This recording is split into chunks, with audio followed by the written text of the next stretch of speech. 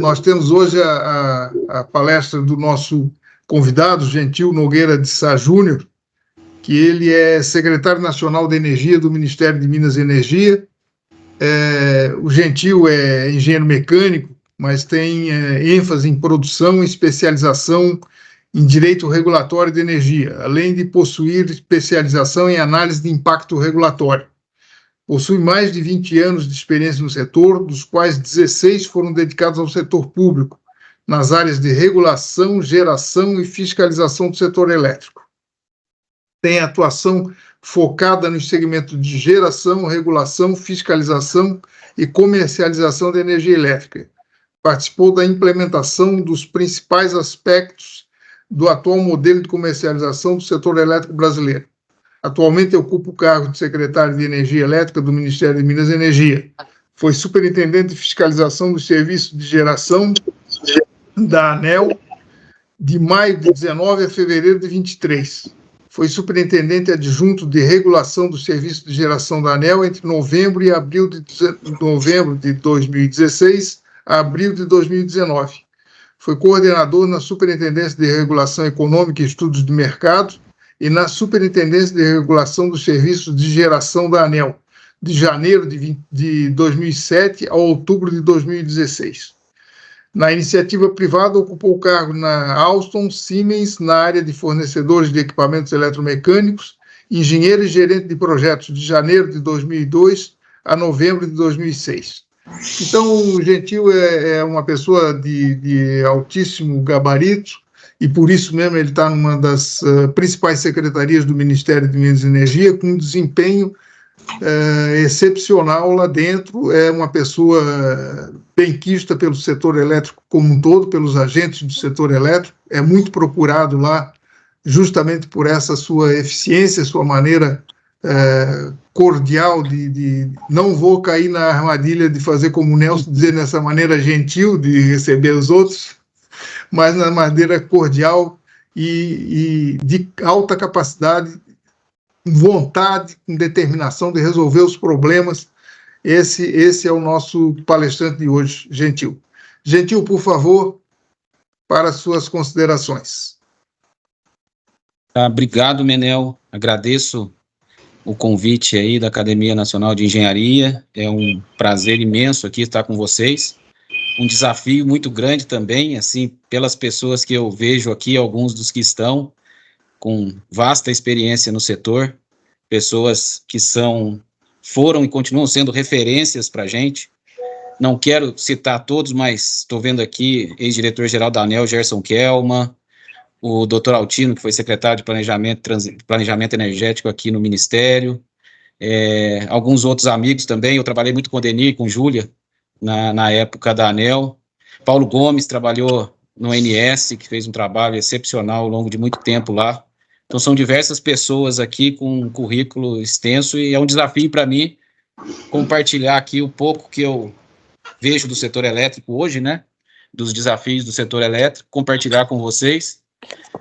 Não é minha pretensão dar a solução para tudo, mas minimamente indicar tudo aquilo que para a gente hoje, em termos de formulador de políticas públicas no Ministério de Minas e Energia, é um desafio para o crescimento sustentável do setor elétrico, tá? Então, fiz um conjunto de slides aqui que são mais provocativos do que propriamente com direcionamentos, até porque a gente tem uma agenda intensa aqui de tentar resolver esses problemas, e a provocação com relação a todos esses temas e a conversa com pessoas de tão alto gabarito aí como vocês nos ajudam a trazer algum direcionamento para uma situação do setor elétrico que cada dia se mostra mais complexa, tá? Eu diria, tanto em termos de governança setorial, quanto em termos de operação do sistema, quanto em termos de direcionamento de custos e preços dentro do setor, de sinais econômicos que o setor entrega para a sociedade. Então, tudo isso hoje, para a gente, é ambiente de debate. Eu acho que esse ambiente com vocês aqui, ele tem pode ser muito profícuo para a gente encontrar soluções e achar maneiras de encaminhar. Só me desculpe que eu não consigo ver vocês, tá? Então, para mim, fica qualquer coisa bem aquela que preferirem, Menel, se quiserem parar do caminho para falar alguma coisa, ou se eu vou até o final e daí a gente faz um debate, fica a critério de vocês, tá? Eu acho melhor você ir até o fim e daí nós abrimos para perguntas e suas respostas. Tá. Vou tentar, são muitos slides com vários tópicos que eu quero tentar passar o máximo de informações ao longo da discussão, tá? Então vou tentar passar rápido, mas dentro do tempo. Primeiro slide aqui é uma questão que o mundo, né, se depara com relação ao setor elétrico, e o setor elétrico ele foi construído sob bases dentro do Brasil em um modelo muito focado em geração, transmissão e distribuição, né? E o que a gente enxerga hoje, o que acontece hoje já está acontecendo e no futuro vai aumentar ainda mais, é um setor com múltiplos atores, com múltiplos tipos de demanda, com múltiplas necessidades, e tudo isso interagindo ao mesmo tempo e atuando, né, do ponto de vista de atender os seus interesses e os seus anseios. Então, a gente vai ter armazenamento de energia, a geração distribuída, a resposta à demanda, a inserção de veículos elétricos como tomadores de carga dentro do sistema. Eu vi que até no começo da reunião estavam comentando um assunto relacionado a isso. A operação desse despacho descentralizado, né? Uma importância cada vez maior de um despacho dos recursos energéticos distribuídos. Em alguns países isso já acontece, e no Brasil isso no futuro se torna mais importante, você ter algum tipo de controle, algum tipo de monitoramento dos recursos distribuídos, né? Seja a geração solar, seja a redução de carga, ou outro tipo de forma de atuar dentro do setor elétrico. Então, assim, a questão da regulamentação do setor elétrico, o marco normativo, o marco legal, ele não, na verdade, não foi estabelecido pensando nessas múltiplas demandas, nesses múltiplos atores que hoje atuam e começam a atuar cada vez mais intensamente aí dentro do setor. Somado a isso, a gente tem essas informações aqui são importantes, e do ponto de vista da transição energética, a gente enxerga o Brasil, a transição energética, em tese, ela tem dois caminhos, assim, não dois caminhos, né, duas vertentes muito claras. Uma questão relacionada à oferta e uma questão relacionada à demanda. Na questão relacionada à oferta, o Brasil, diferente da maioria dos países do mundo, tem um posicionamento muito favorável. Uma matriz elétrica altamente renovável, né, e é mais renovável do que a expectativa de muitos países no futuro de chegar a ter uma matriz elétrica tão renovável. Só que no ponto de vista da demanda, a gente tem ainda muita possibilidade de eletrificação do setor de transportes, do setor de indústria, da agropecuária, de outros serviços. Essas informações são do Balanço Energético Nacional. Então, mostra que, havendo um movimento da demanda para se eletrificar, e essa eletrificação ser atendida por fontes renováveis, que é o que o mundo espera diante da transição energética, o potencial de aumento do tamanho do setor elétrico brasileiro ela é exponencial, né? Se você olhar a intensidade de energia que o brasileiro usa, se você olhar ainda muitas matrizes energéticas que são muito dependentes de combustíveis fósseis ainda no Brasil, tentando aos poucos, é lógico que isso tem um certo limite do ponto de vista tecnológico, mas existe um espaço muito grande para o setor de transportes, por exemplo, quanto se gasta em gasolina hoje com a eletrificação da frota de veículos, ou na indústria, a troca de alguns combustíveis por eletricidade.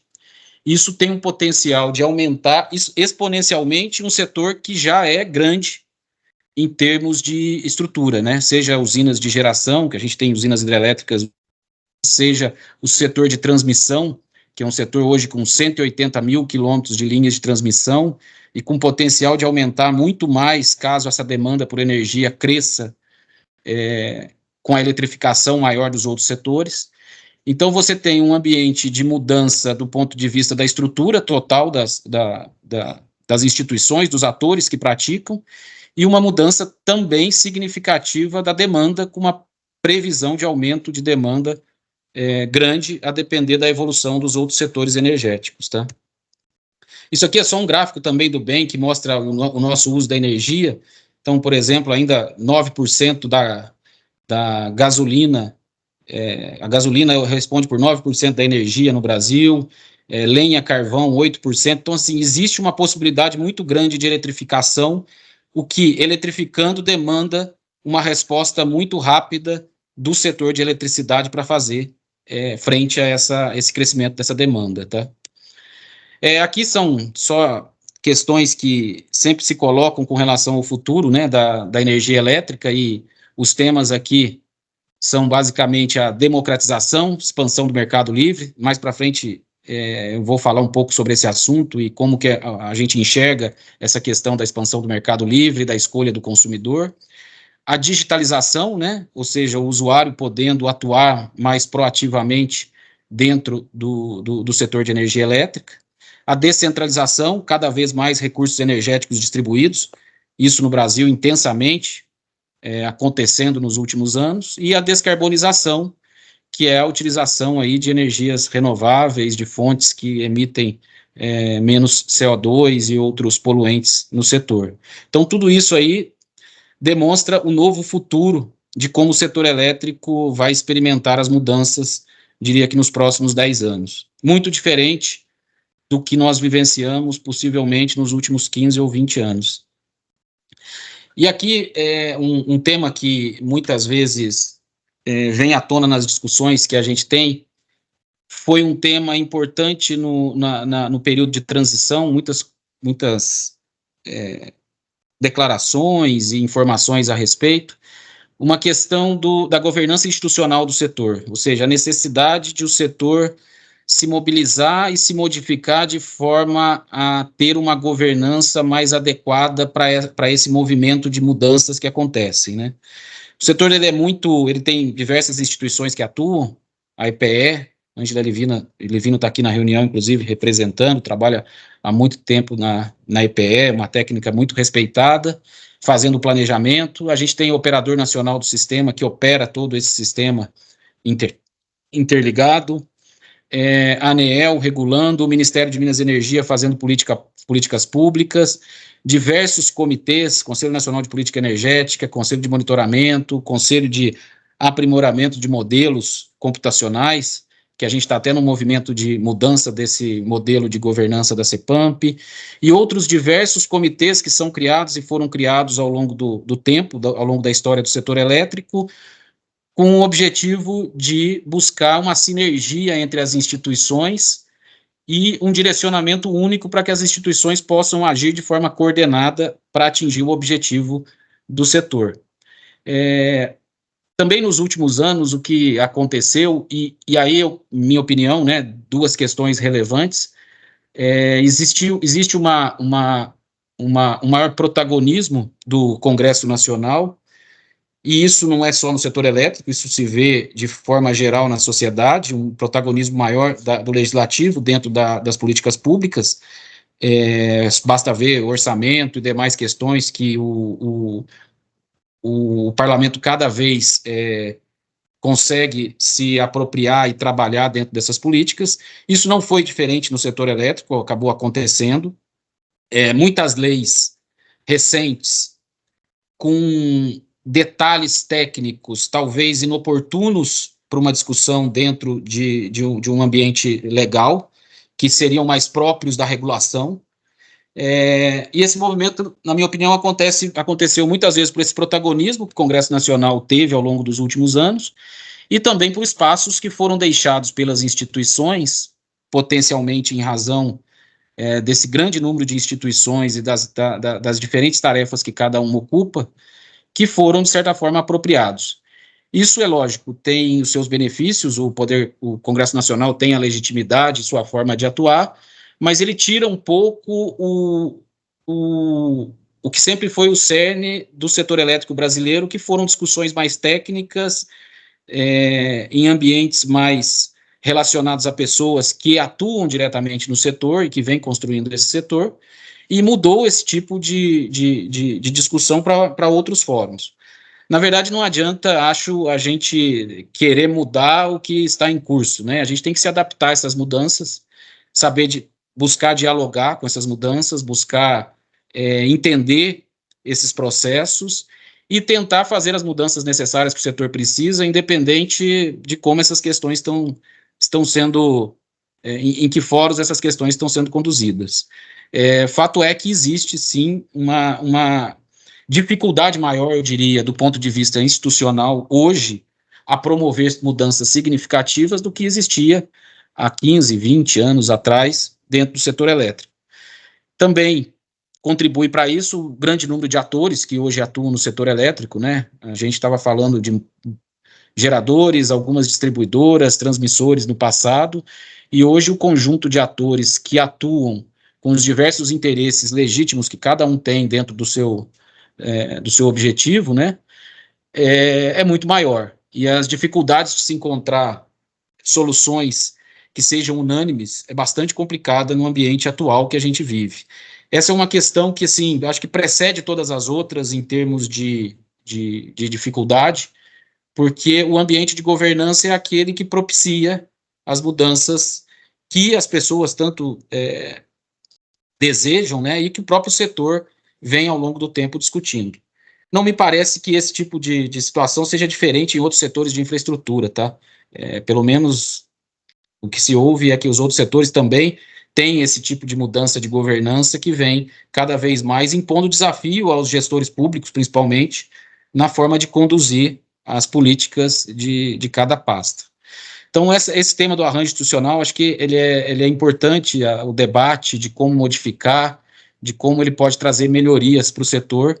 É algo que a gente tem se debruçado e que tem algumas propostas a serem colocadas, mas que exige um grau de concordância aí entre diversos atores grande para que a gente consiga implementar. Queria só passar um slide aqui, porque isso, desde que eu cheguei aqui no Ministério de Minas e Energia, eu não tinha uma vivência muito grande com isso até então, mas me incomoda, né?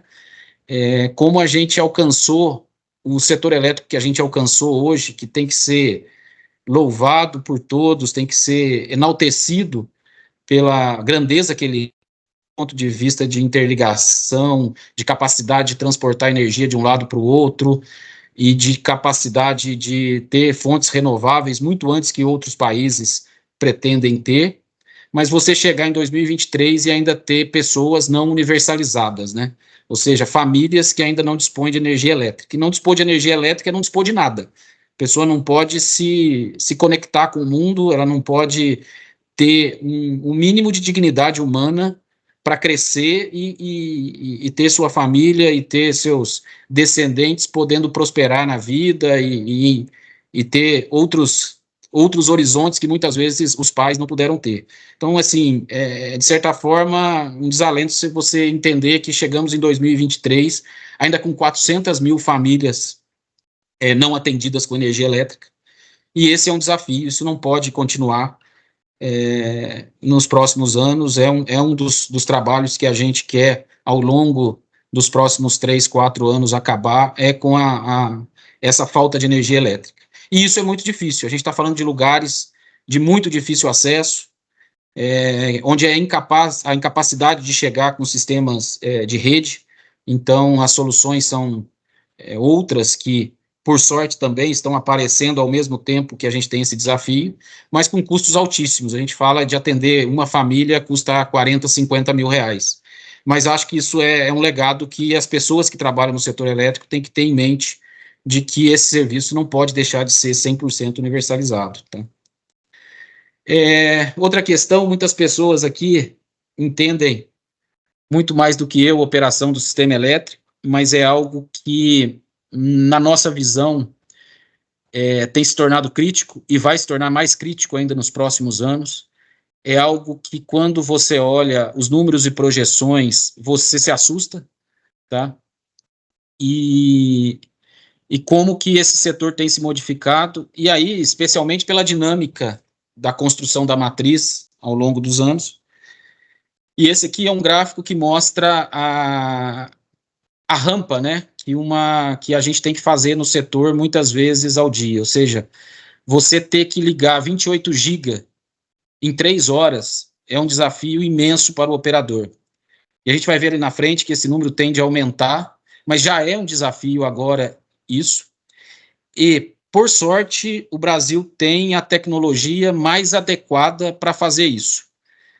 Pena que talvez essa tecnologia esteja, vamos dizer, no seu limite para cumprir com esse papel, que são as usinas hidrelétricas. Usinas hidrelétricas que foram construídas aí ao longo de décadas no Brasil, talvez nunca pensando, com certeza nunca pensando a atender um nível de flexibilidade que hoje o sistema exige, mas que elas vêm sendo fundamentais para conseguir atender esse objetivo de fechar a carga no momento em que a geração solar está saindo, o vento não está ventando muito, as termoelétricas muitas vezes desligadas, e a rampa que o sistema tem que fazer ao longo desses momentos é bastante grande. E aí tem 2 desafios, né? O primeiro é a capacidade das hidrelétricas continuarem fazendo esse serviço, algo que elas não foram, em tese, projetadas nem contratadas para tanto. E a outra é, acabando a disponibilidade desse recurso, o próximo recurso para fazer esse tipo de controle seriam as termoelétricas. E aí eu passo de um cenário em que o despacho termoelétrico ele era definido em base anual, a depender do regime hidrológico que acontecia. Eu tive um ano hidrológico ruim, as térmicas começam a ser necessárias, eu despacho, para um cenário em que eu não tenho custo marginal zero para atender essa flexibilidade e que o despacho para atender ponta no Brasil será necessariamente feito por termoelétricas, tá? A gente viveu isso nos últimos 3, 4 meses, uma conjunção de fatores que, na verdade, podem acontecer, não são muito improváveis. O norte com pouca água, em razão do fenômeno El Niño, usinas de Belo Monte praticamente desligada, segunda casa de Força de Tucuruí desligada, tivemos manutenção nas usinas de Angra 1 e Angra 2, e o despacho termoelétrico para atender a demanda máxima do sistema foi quase pleno em alguns meses no final do ano passado. E no começo de janeiro também, até que houvesse aí uma certa reversão do cenário no norte, uma necessidade do despacho termoelétrico. E aí vem uma encruzilhada, eu vou expandir meu sistema com mais termoelétrica, que não tem custo marginal zero e que vai gerar custo para o consumidor no futuro, ou eu poderia expandir com outras hidrelétricas com uma capacidade melhor de fazer essas rampas, tá? Os tempos de partida, tempos de parada são inigualavelmente melhores, com um custo, em tese, mais barato. E aí, assim, sempre que me deparo com essa situação, eu me lembro que já é difícil fazer as pessoas entenderem de que as hidrelétricas existentes são importantes, porque o que querem muitas vezes é parar as hidrelétricas. Imagine para fazer hidrelétricas novas. Esse é um desafio, e é um desafio de comunicação, é um desafio de... E aí, assim, os senhores, enquanto a Academia Nacional de Engenharia, eu acho que podem ter um protagonismo muito grande nessa questão de relevar a importância das hidrelétricas para o sistema elétrico brasileiro. E não é só pela questão histórica, é pela questão futura que esses ativos têm para o Brasil em termos de propiciar essa transição energética, porque se não for fazer assim, daqui a pouco vamos estar despachando usinas a diesel para fazer rampa de carga no final do dia, totalmente contrário a tão desejada aí transição energética e extinção das fontes mais poluentes do setor. Então essa é uma questão também que nos próximos anos se agrava. Esse gráfico aqui eu peguei inclusive no sumário que o INS colocou. Eu já tinha lido o Parpel desse ano, mas aí tem um sumário que foi disponibilizado no site do INS, e aqui é interessante ver a evolução esperada, né, de 23 a 28, da carga global, tá? A carga bruta do SIM, em comparação com a carga líquida. E qual que é a diferença, basicamente, aí? A carga líquida você abate a GD no começo da tarde. Então, se hoje e no futuro a carga real a ser atendida pelo sistema ela quase se equivale ali no início, no meio da tarde, com aquela no começo da noite.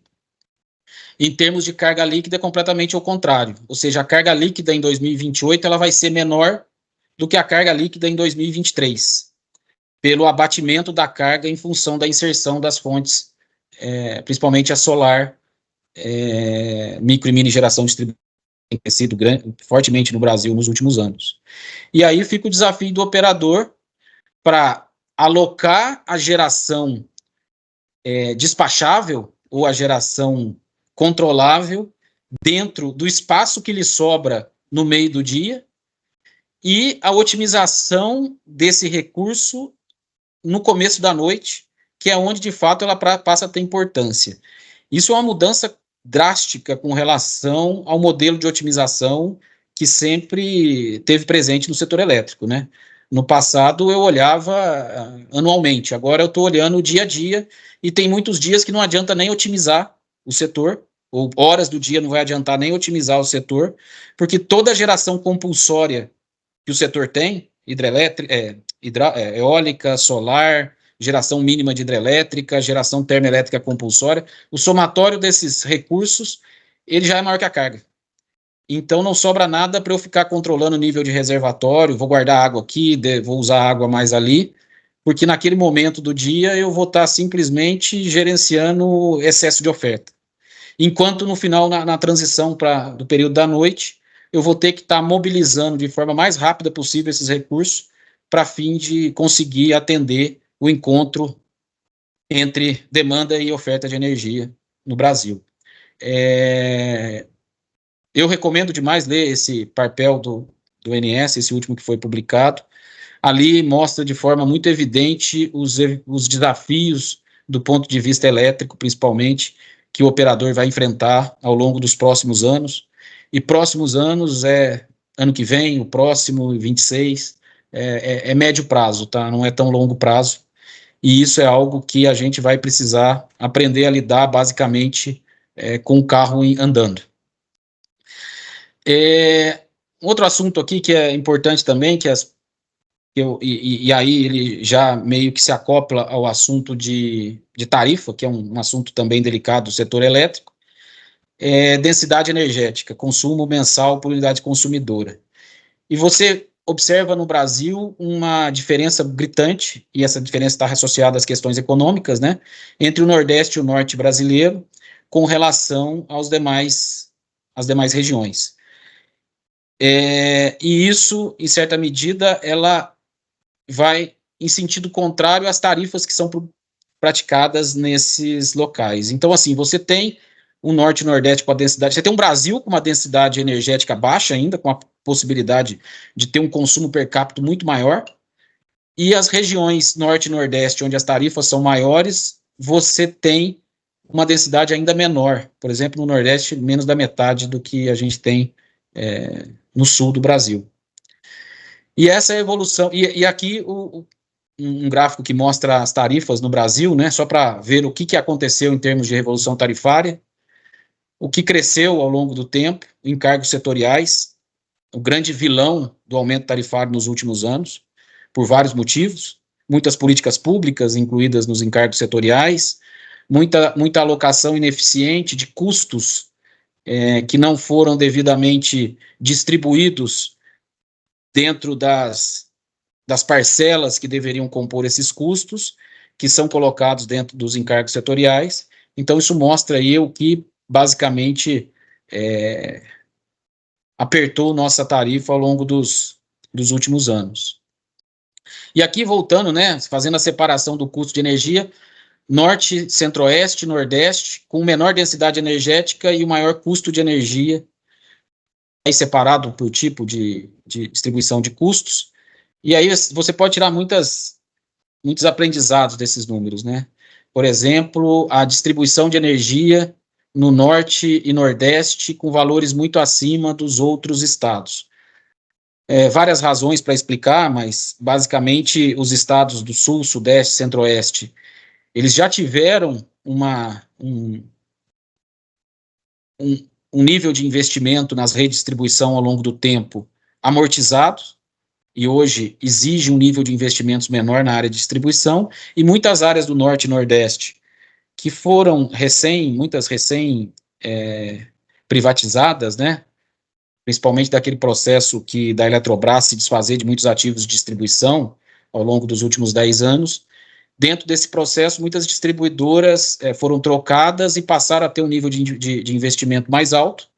Também passaram a ter algum conjunto de benesses que fosse possível viabilizar aquela troca de controle, o que levou a tarifa de distribuição nesses locais a valores mais altos. E aqui também encargos, vê-se que encargos de Nordeste e Norte menor, os encargos setoriais, uma razão legal também, em seguida depois eu passo algumas alterações legais que foram feitas ao longo do tempo, mas com uma trajetória esperada de equilíbrio entre esse tipo de encargo entre regiões, tá?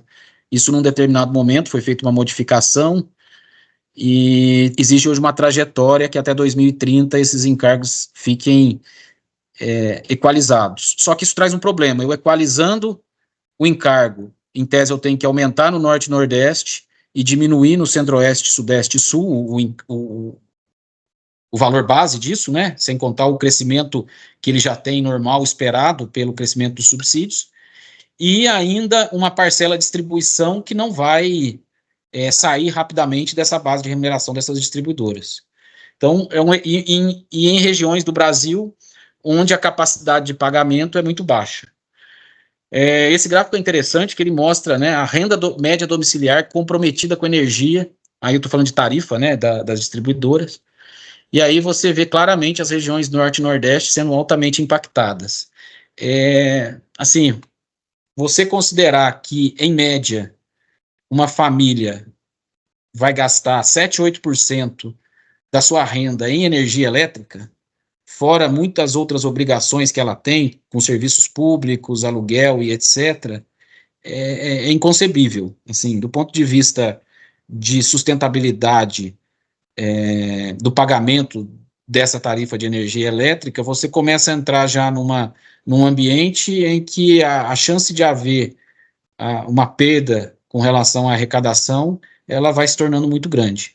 Então, essa questão de equilíbrio, principalmente olhando as regiões com menor renda no Brasil, ela é bastante importante e é algo que a gente pensa muito, é bastante difícil, porque no setor elétrico muitas vezes não existe dinheiro novo, não existe dinheiro de fora, você é um setor tradicionalmente hermético em relação ao orçamento da União, por exemplo, eu consegui colocar recurso para fins de reduzir tarifa.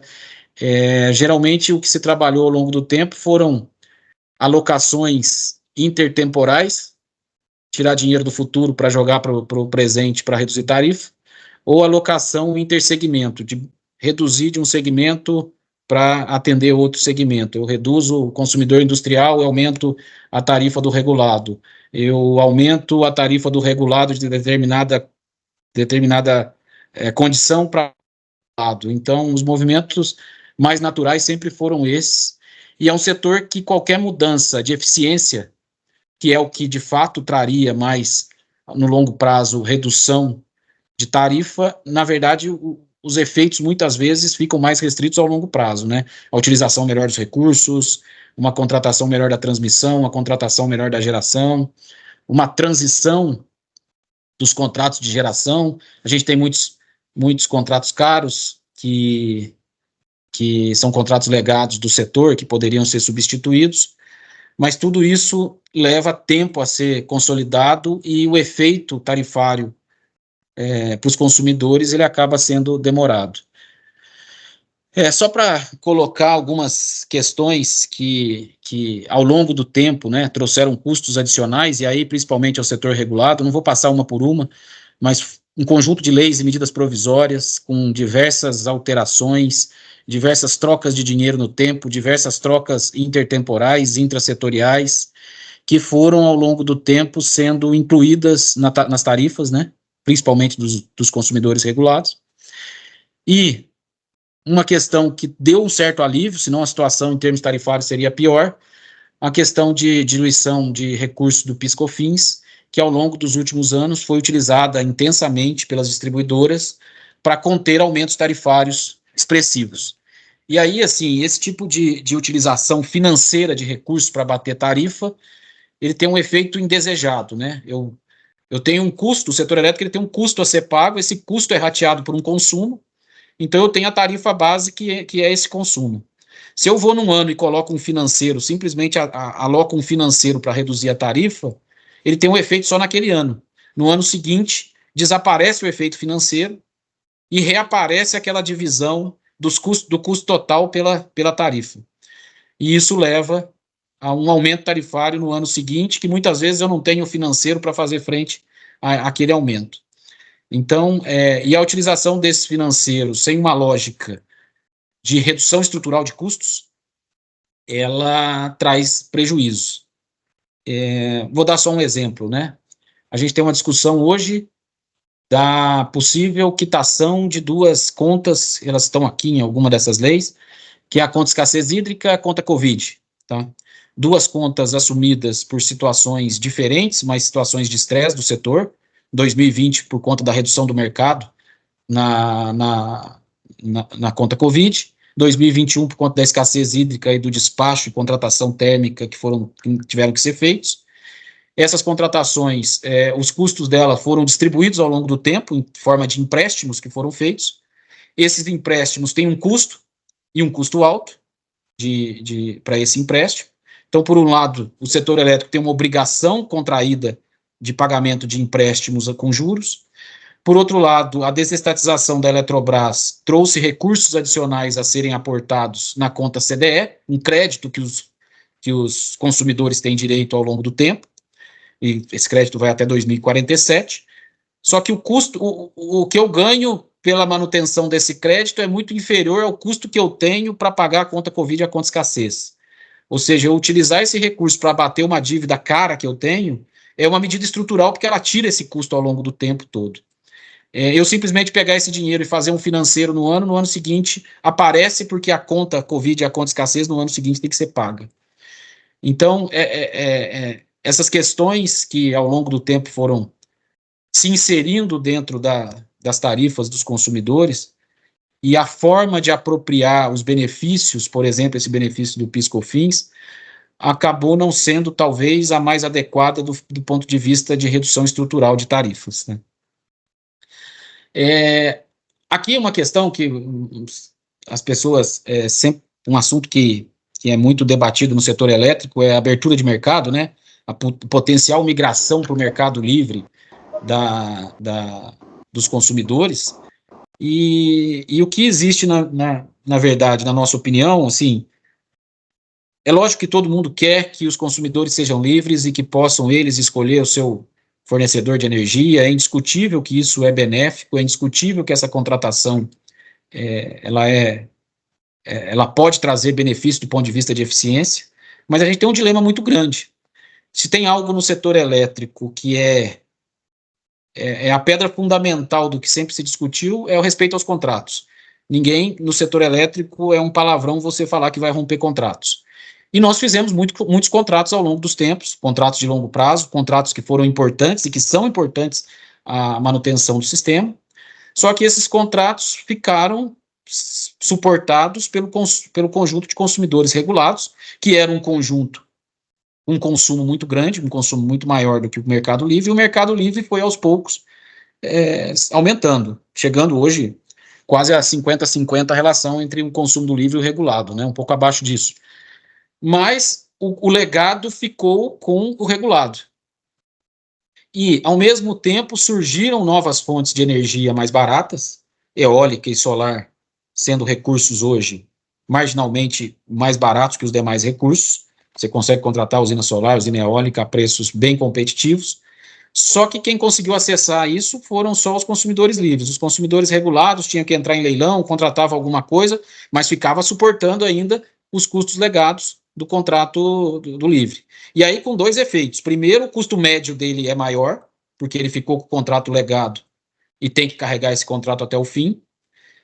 E a sobrecontratação. A distribuidora contratou muita gente migrou para o livre, e isso acabou gerando um custo maior que fica com o consumidor regulado. Essa diferença entre o preço do livre e o preço do regulado acabou se distanciando, ficando maior, mais incentivo para sair do mercado regulado. Saindo do mercado regulado, maior custo fica para os remanescentes desse mercado regulado. Então, hoje, essa é uma equação que, por mais que a gente entenda que no longo prazo ela é benéfica, ela é difícil de se concretizar sem a gente esquecer dos contratos legados. E hoje existe uma competição desigual entre o mercado livre e o mercado regulado. Ou seja, o cara sai para o livre e ele tem um certo benefício, não pela eficiência da alocação do livre, mas muito pela ineficiência que muitos contratos que foram feitos ao longo do tempo deixaram. Contrato indexado a IPCA por 20 anos, não adianta, vai aparecer coisa mais barata no futuro e aquele contrato um dia vai ficar caro.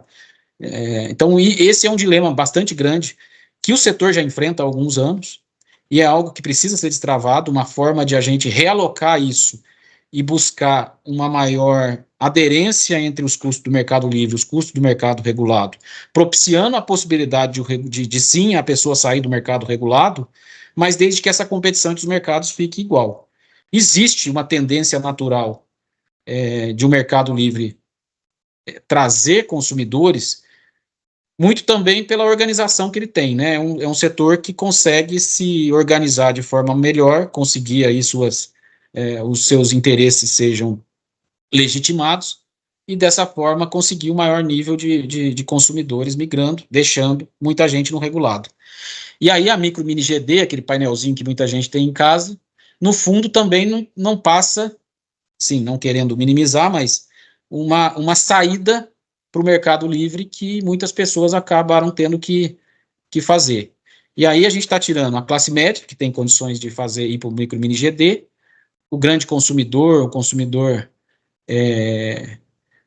comercial, industrial, que consegue ir para o mercado livre, e deixando grande parte da população, tira também, vamos dizer assim, aquelas pessoas que estão no CAD único, que tem a tarifa social, que tem uma tarifa mais reduzida em função desse enquadramento, o meio ali desse consumo, pagando uma parte significativa dos custos. Esses dias eu até ouvi vocês falaram de gentil, piada com nome, né? CDE são as classes dos consumidores que continuam pagando no regulado. Talvez tirando a E, que muitas vezes é a classe do tarifa social, as classes C e D potencialmente são aquelas mais sujeitas a tarifas mais caras pela dinâmica do setor elétrico nos últimos anos. Aqui é uma questão importante, tá? Que a gente está numa discussão importante no setor atual, é um dos temas mais relevantes no curto prazo dentro do setor, a questão da renovação ou não das concessões de distribuição. Isso tem levado a diversos questionamentos e situações, né? Mas aqui é só para mostrar, né, o custo da distribuição, quanto ele representa para o consumidor brasileiro.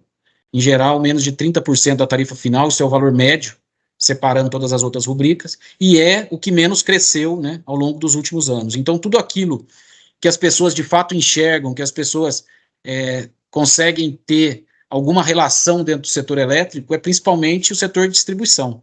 É quem, ao se faltar energia, a pessoa vai pegar o telefone e ligar, é quem ela vai sempre reclamar que está faltando energia, são as distribuidoras. E, efetivamente, dentro do setor, o custo que ela representa é de 27%, em que pese ela, isso por uma construção do modelo, ser a arrecadadora de todos os outros recursos que compõem a sustentabilidade do setor. Então, a distribuidora arrecada tributo, muitas vezes tendo que recolher, às vezes sem receber do próprio consumidor, ela arrecada encargo, ela arrecada toda a energia e distribui na forma de contrato para os geradores, ela arrecada a grande parte da transmissão e paga parte dos transmissores. Então, ela é um setor que, em termos de tarifa final, representa pouco, mas do ponto de vista de sustentabilidade do setor, ele é imprescindível na forma como o setor foi organizado para fins de sustentar a dinâmica de, vamos dizer assim, de segurança jurídica e de legitimidade do setor para continuar crescendo. Um default das distribuidoras com relação ao pagamento de contratos de energia é algo que traria um estresse muito grande do ponto de vista de quem está investindo numa planta, contando com receber energia do mercado regulado, por exemplo. Então, isso aqui é só para passar aqui um tema que para a gente também é importante, que é a renovação das distribuidoras. Isso aqui também é interessante ver como a distribuidora passou, o custo total da tarifa reduziu quase pela metade, então isso mostra que a captura da alocação de excedentes nas distribuidoras, ele pode ter sido, ele foi, vamos dizer assim, importante ao longo dos últimos anos. A distribuidora ela tem uma dinâmica diferente de todos os outros segmentos, é um setor altamente regulado, com compartilhamento de excedentes a todo tempo, processo de revisão tarifária para encontrar o equilíbrio a cada 4 ou 5 anos. Então, existe uma dinâmica para tornar o setor de distribuição um setor que, em tese, ele deixa muito pouco em cima da mesa a depender do nível de gestão das empresas que atuam nesse segmento. Diferente de outros, o gerador não tem um reequilíbrio econômico-financeiro a cada 4, 5 anos. Ele faz lá um contrato de energia de 30 anos e daqui a 30 anos ele tem uma tarifa que pode ser muito alta para as necessidades de custo que ele tem, para as obrigações que ele tem que pagar. Já é 16,50, né, Menel? Deixa eu passar rápido aqui. Isso aqui são as distribuidoras que estão em processo de renovação, são todas elas que a gente está trabalhando com relação à renovação das distribuidoras. Uma que, inclusive, já venceu no Espírito Santo, a EDP. Representam um potencial significativo aí da distribuição no Brasil nos próximos anos, mais de 60% do consumo, tá? Em regiões importantes do Brasil.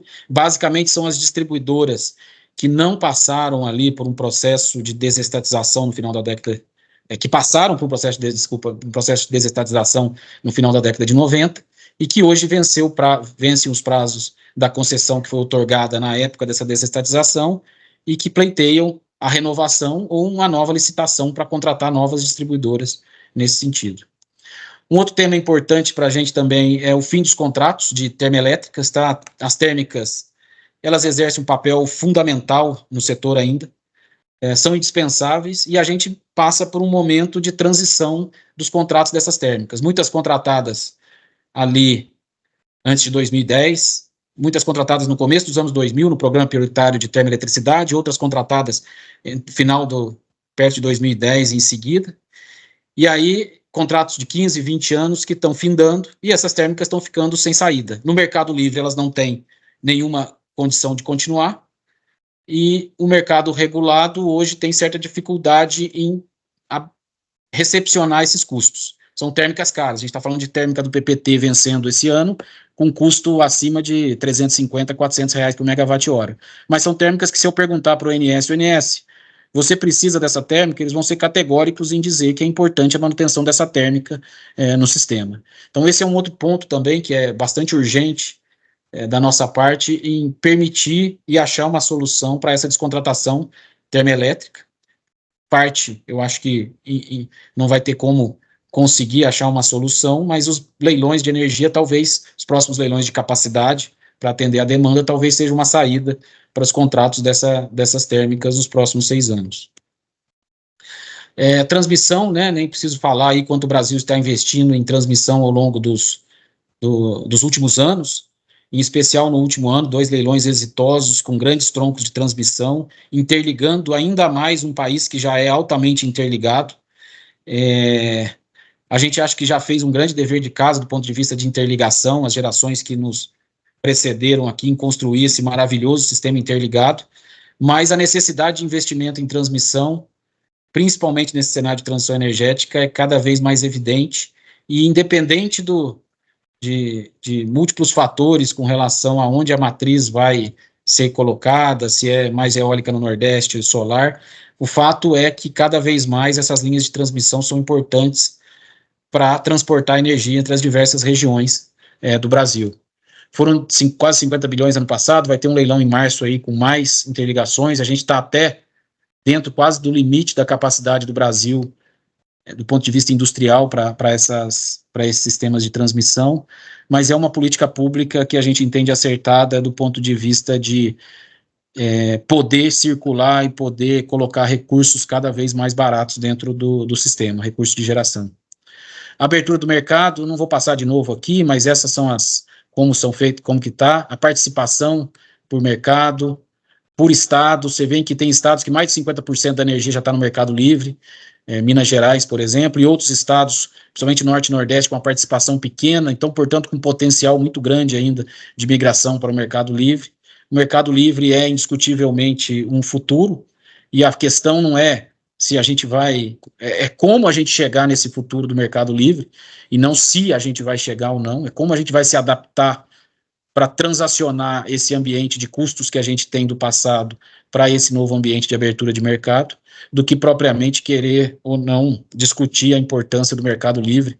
Isso é indiscutível, esse empoderamento do consumidor, essa necessidade de o consumidor cada vez mais poder gerar sua energia, poder consumir de quem ele deseja, poder ficar na distribuidora se ele quiser, o que também não é o fim do mundo. Enfim, é um cenário para o futuro. Governança de modelos da CEPAMP, nem vou falar, vi que vai ter uma apresentação sobre o CEPEL. O CEPEL desenvolveu um trabalho espetacular ao longo dos anos com relação à operação do nosso sistema, seja do ponto de vista energético ou do ponto de vista elétrico. É um tema também que nos traz apreensão nessa mudança. Fato é que temos que mudar, em algum sentido, a participação desse tipo de modelo que o setor tanto precisa para esse novo ambiente de mudanças, e o CEPEL fez um papel fundamental ao longo dos tempos, mas é um ambiente de mudança que vai exigir mudanças em todas as instituições, sejam elas o Ministério, o ONS, a ANEEL, o CCE e todos que compõem aí o setor elétrico.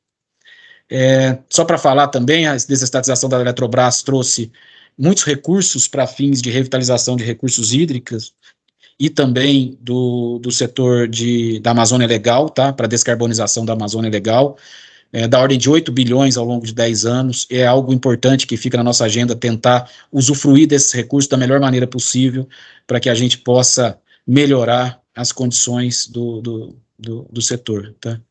Um outro tema também que está na pauta e é importante, Angra 1, Angra 3, como que se faz com essa usina que está sendo construída.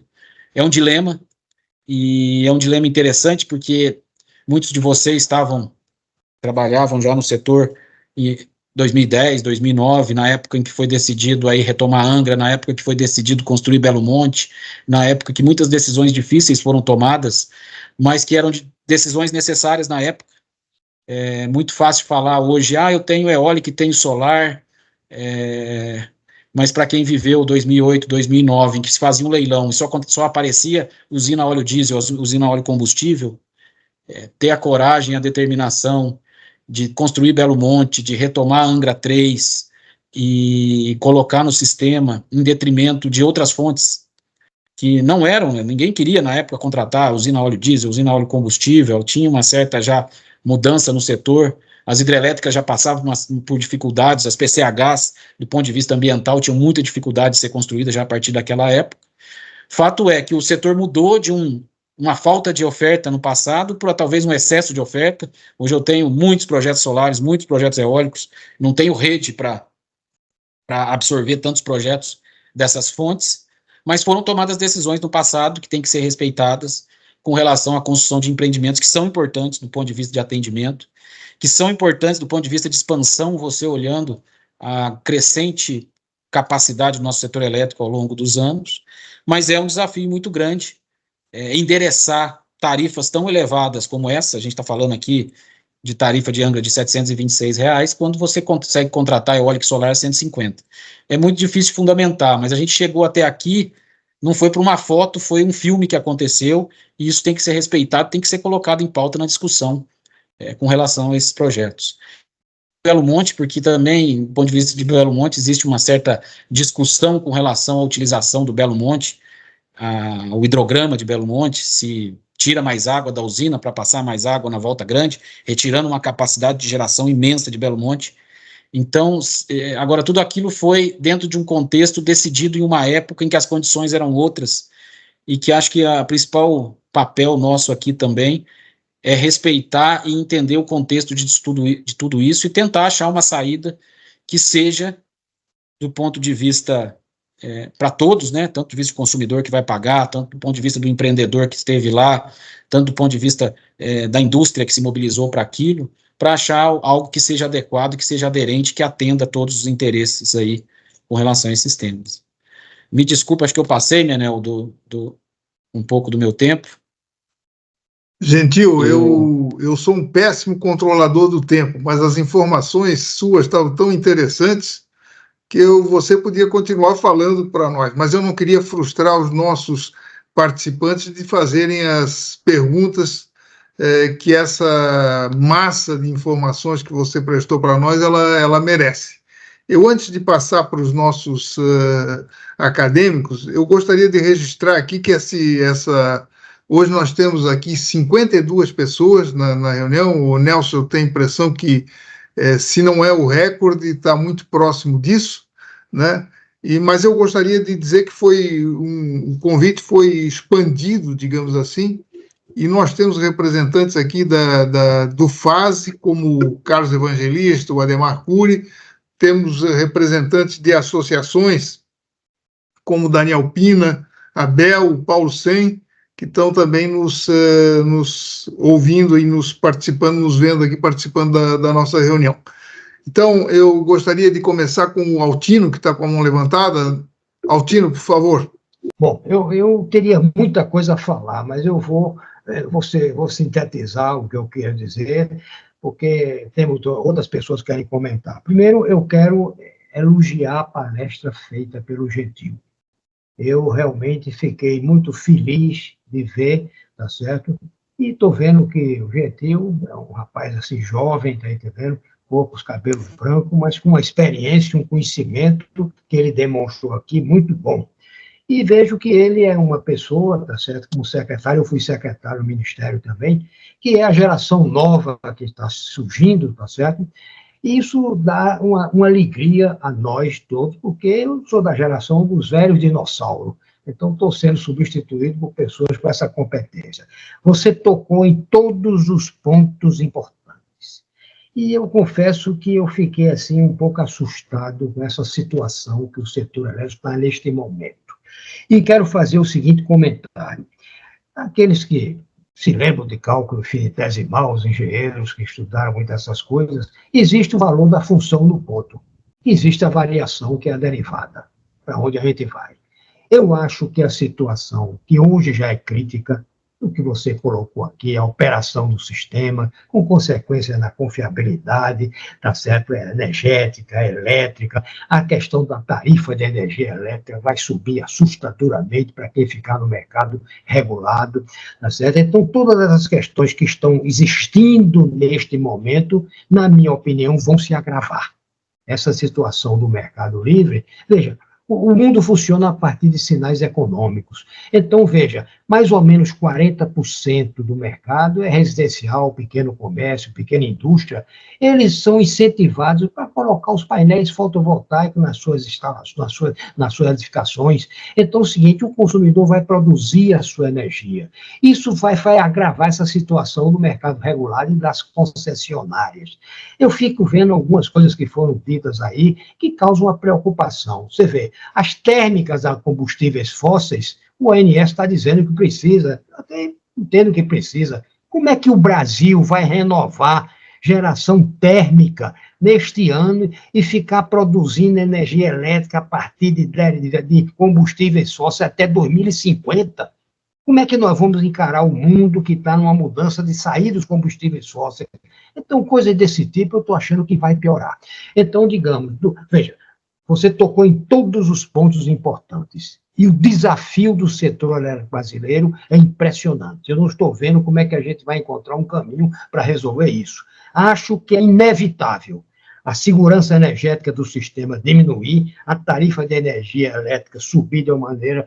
E as políticas energéticas... Veja, o Brasil encerrou seu programa hidrelétrico, ainda tem um potencial hidrelétrico razoável para ser desenvolvido, ambientalmente viável, custos baixos, dentro de uma visão de uso de recursos hídricos.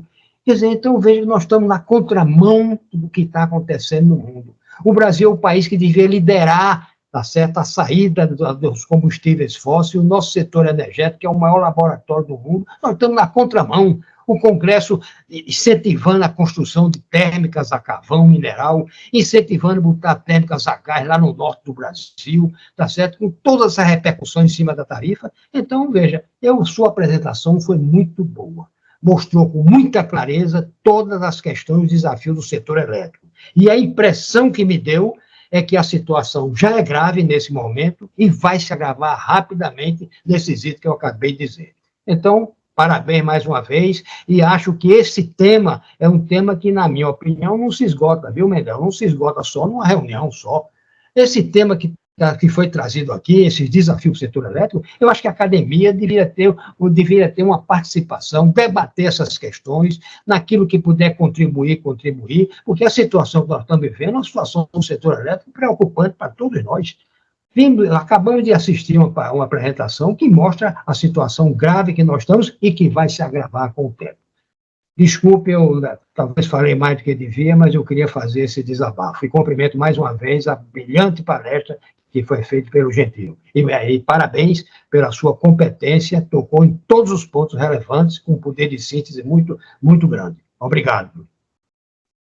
Gentil, não sei se você quer fazer algum comentário a respeito da intervenção do Altino. Não, só agradecer, doutor Altino, e também relembrar isso, importante passagem aqui para esse ministério por tanto tempo, ajudando a construir esse setor, e muito nos orgulha, tá? Assim, o setor elétrico brasileiro, por mais que tenha esses desafios, e você colocou bem, são muitos os desafios daqui para frente, mas ainda é um setor que é muito, muito bem planejado e muito bem construído ao longo do tempo, e que é referência hoje para muitos países, e a gente tem que reverenciar isso. E uma outra questão, eu acho que as mudanças necessárias a gente não consegue sozinho, tá? A gente precisa do apoio da sociedade civil como um todo, dos stakeholders que, de certa forma, conseguem comunicar sobre o setor e sobre essas dificuldades que ele enfrenta. É só juntos que a gente consegue construir isso, tá? É um desafio muito grande pelos problemas técnicos que nós temos e pela questão de governança, que eu acho que, como eu disse, ela se complicou muito ao longo do tempo, e hoje ela traz uma dificuldade maior com relação às necessárias mudanças aí. Obrigado. Obrigado, Gentil.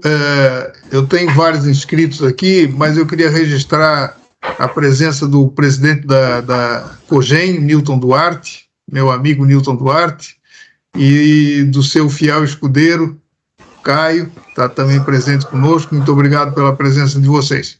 Desculpa, Menel, só uma coisa, eu não vi o Newton lá, senão eu ia falar da biomassa, do gás também, do metano, do biometano, mas desculpa, viu, Newton? Bom, Graça Foster, por favor.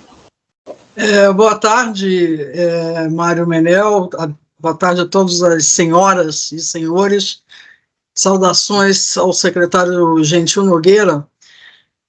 Eu acho que, além de tudo que você colocou, brilhantemente colocado, né, a gente deve, e eu exalto a capacidade do Operador Nacional do Sistema Elétrico em manipular tudo isso, né? Como é que ele consegue trabalhar tão bem? Você viu aí, todos vimos no Carnaval, 101 mil megawatts de energia, quase 100% renovável. Ser renovável ou não é uma decisão, acho que, social mundial, né? Então, a gente tem na nossa matriz essa fortaleza das energias renováveis. Agora, tem energia solar quando tem sol, né? E tem a eólica quando venta. Não adianta que a intermitência existe, né? Eu acho que seria muito você falar das baterias, que é como resolver esse problema, né? Um sistema de baterias e tal, mas eu acho que, como foi dito aí pelo Altino, isso seria uma outra palestra. Mas eu queria falar exatamente da questão das térmicas a gás, térmicas a óleo, térmicas a biomassa, seja o que for. Como é que você vai tirar essas térmicas do PPT assim que elas terminarem seu tempo de contrato, e as novas térmicas a gás que estão sustentando o sistema, como aconteceu recentemente, muito calor, sem sol, né? Era noite, e pouco vento, de baixa qualidade. Como é que você faz? Você faz o quê? Que mágica vai fazer para poder sustentar esses 100 mil megawatts de energia que se anunciam? Quanto mais solar, quanto mais hídricas, quanto mais solar, quanto mais eólicas, mais térmicas firmes você tem que ter. Então, se não vai ter, não precisa ser diesel, pode ser a gás, pode ser metano, biometano, né? Mas não tem como ficar sem as térmicas. Eu gostaria, no meu entendimento é esse, você bota lá 50 mil megawatts de energias renováveis, que beleza, isso aí toda a sociedade, meus netos adoram ver isso, acham sensacional parar com esse negócio de fóssil. Mas como sustentar, como administrar, como operar? Elas são intermitentes e a questão das baterias ainda não estão resolvidas, né? Nem a mineração com a questão do lítio, né? Queria te ouvir, doutor Gentil Nogueira. Obrigado, doutora Graça, e também registrar aí minha reverência aí pelo seu passado no setor elétrico, setor de gás natural, tá? Muito obrigado. E a pergunta e petróleo. E petróleo. E a pergunta é extremamente pertinente, porque de fato a gente não fez uma transição adequada para viver sem esses recursos, tá? A gente vai ter ainda uma necessidade desse parque termoelétrico que foi construído. De alguma forma a gente vai ter que recontratá-lo, seja da forma mais simples, que é fazer um contrato de mais ou menos médio prazo, ou seja na forma que muitas vezes é a mais onerosa, que é que na hora do sacrifício ter que recontratar de forma cara esses recursos.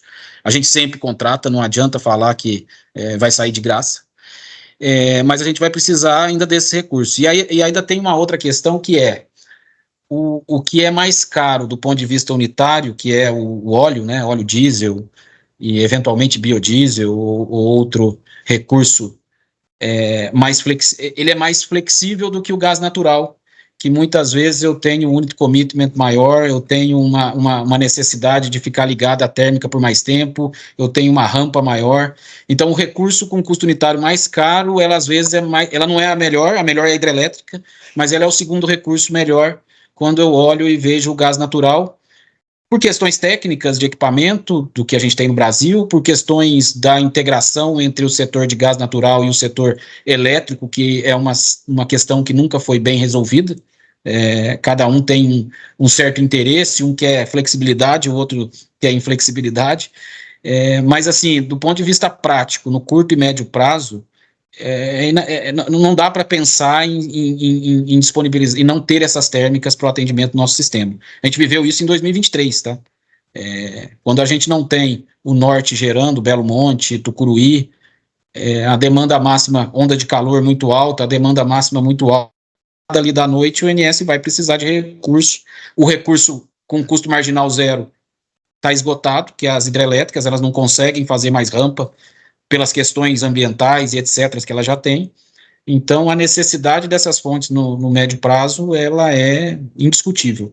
A questão de baterias, assim, é um recurso no futuro, mas ainda do ponto de vista de custo, a gente não tem muitas condições de querer colocar dentro de uma matriz tão cara, dentro de um setor já tão caro para ser suportado por todos, querer também achar que a gente vai encher isso aqui de bateria, isso vai ficar mais caro ainda, e talvez nem atender da melhor forma. Eu penso muito nas usinas elétricas reversíveis, tá? Eu acho que é um potencial que o Brasil tem que explorar muito ainda, tem muito a fazer. O biodiesel, eu acho que na geração talvez ele tenha um papel fundamental. O gás natural continuará tendo, é indiscutível isso. Tem que saber a forma de usá-lo. Eu, por exemplo, contratei muito gás natural lá no passado, a GNL, que era aquele gás com 60 dias de antecedência. Era a lógica que precisava no passado, era aquilo que era energético. Agora, se o INS chama ele para a ponta, vem cá, GNL, vamos atender aqui a demanda máxima. Não, eu estou contratado para ser despachado com 60 dias de antecedência e não dá para você me chamar diariamente para ligar 3 da tarde e desligar 10 da noite. É outro contrato. Você tem que... Então, acho que essas questões, tá? A gente tem que avançar em muita regulamentação com relação a utilização de outras fontes para atender a ponta e uma sinergia do setor de gás natural e o setor de combustíveis para o setor elétrico. Cara, o Menel, se me desculpe, eles estão me chamando ali, acho que eu tenho mais uns 5 minutos aqui, mas eu estou vendo que tem um monte de gente, acho que poderia passar todas as perguntas. Tenho Em seguida tem o Watanabe, nosso acadêmico. Por favor, Watanabe. Bom, parabéns aí pela palestra. Acho que tocou, como falou aí o Dr. Altino, tocou em tudo para deixar a gente bem nervoso, né? É preocupante. Agora, no final, você falou aí das usinas reversíveis, só que tanto usina quanto bateria são coisas que ainda vai levar um tempo, mas usina reversível eu acho que já sabe até construir e demora. Mas já tem planos para começar a colocar, porque é quase igual a hidrelétrica, vai levar um tempo para construir, e 2050 está chegando rápido. Sendo prático, não tem nada, tá? Existe aí um vácuo normativo, eu diria, com relação à instalação. Existe algum mapeamento? Esses dias eu vi um trabalho interessante do pessoal da UFRJ com relação ao mapeamento desses potenciais. Mas assim, a gente tem um vácuo normativo que impossibilita. Eu tenho uma questão que a bateria também enfrenta, que é a questão entre o sinal econômico do preço de você puxar essa energia, de você consumir, com o preço que você vende quando ela está gerando. Oi, Torino. Está desligado o seu microfone. Comigo? Vamos lá. Bom, agradeço, doutor Gentil, pela apresentação, excelente, já nos dá uma visão aí dos desafios de operação. Eu tenho duas questões, uma é um registro, um elogio, e o segundo uma pergunta, ambas relacionadas à integração energética regional do Brasil. A primeira, você colocou aí, acho que de maneira muito apropriada, a preocupação com respeito aos contratos, à segurança jurídica, ao filme em vez da foto, tudo isso que nós concordamos totalmente, né? E eu queria fazer o registro, então, de que muitas vezes essas colocações, né, elas vêm junto com a percepção de algo amargo para o consumidor, algo que tem que ser respeitado e muitas vezes amargo, né? Mas também tem esses momentos doce para o consumidor, né? E aí eu me refiro ao Tratado da Itaipu, né? Recentemente, o governo fez uma proposta, né, numa situação difícil lá, mas uma proposta de uma tarifa de 14,77, que é perfeitamente fiel ao tratado, né? A tarifa pelo custo. Lógico que não está corrigindo o que não foi bem assim nos últimos 2 anos, mas agora, para 24, é uma proposta que está respeitando o tratado, né? Então, eu quero fazer esse registro aqui para dizer que respeitar os contratos quando é doce para o consumidor também é importante. Então, fica aqui o nosso registro de elogio, né? E o segundo ponto é falado aqui da importância das hidrelétricas para os próximos anos, né? De maneira muito clara, a questão de operação, da rampa e tal. Como está a questão Brasil-Bolívia, né? Da hidrelétrica Brasil-Bolívia, que dependendo aí do projeto a ser considerado, nós podemos estar falando de 3 a 5 mil megawatts. Então, essa é a pergunta que eu gostaria de colocar. Brasil-Bolívia, hidrelétrica Brasil-Bolívia. Tá, muito rapidamente, pessoal, eu vou ter que sair, e aí depois eu pego as próximas perguntas e ligo para cada um de vocês, tá? Menel, você depois me passa, infelizmente estão me chamando aqui urgentemente. 2 questões que eu não toquei, a integração regional, que é algo que a gente trabalha, tem uma dificuldade geopolítica natural do nossa região. A questão de Itaipu é um tema extremamente sensível, e aí as questões envolvem muito mais a diplomacia brasileira do que propriamente o Ministério, a gente faz os estudos técnicos. E a discussão de hidrelétrica com a Bolívia. Toda a discussão de hidrelétrica no Brasil é um parto, é muito difícil, é muito complicada. A gente teve pessoal nosso indo, por exemplo, para fazer as discussões de audiência pública lá, sendo ameaçados. Então, assim, uma reunião, é algo que a gente tem interesse, mas que cada vez mais se torna mais difícil essa discussão no Brasil, tá?